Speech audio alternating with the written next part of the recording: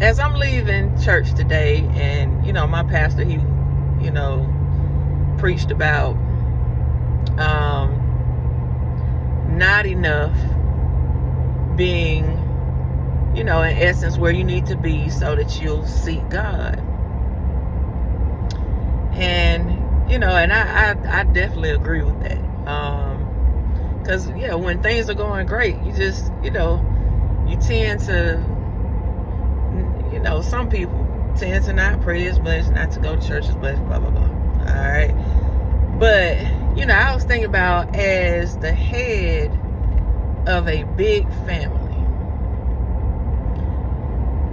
I birthed 5 kids, 4 of which still live in my home. My grandmother lives with us, and there's my husband. Not to mention the cats. But anyway, you would think that the hardest part is when they're little. Like, I think about that, having to do 2 car seats at once, the double stroller, buying all the diapers, paying for daycare, all that stuff. You would think that's the hardest part, but all that stuff could be addressed with money.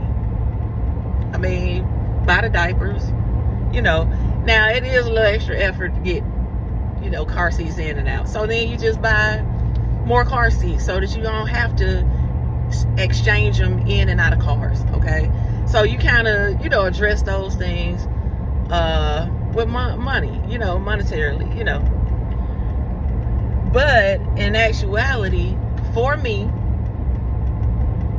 the hardest part is when they get old enough to be out in the world, and you can't fix those issues with money. And let me tell you what I mean by that. So, there's probably not going to be a week that goes by that one individual in your home is going to be going through some type of crisis.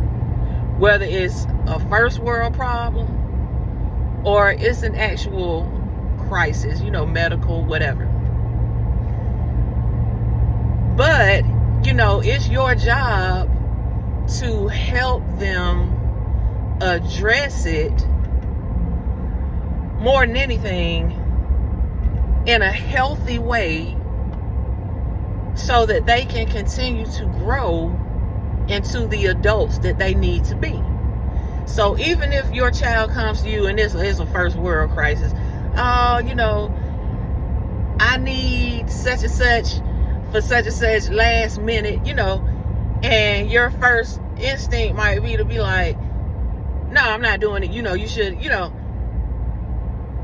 but you have to not dismiss the crisis in such a way that they'll shut down and not try to, figure it out for themselves. So you find yourself learning how to ask questions, how to allow your child to think and not just shut them down all the time. And for me, that's been the hardest part. And I mean, I get better, and like my oldest son, he probably say I was terrible at it when he was younger, and now the way I deal with his sisters, I come off like a punk because I'm willing to listen and not just dismiss. But I hope that, he sees that that's growth.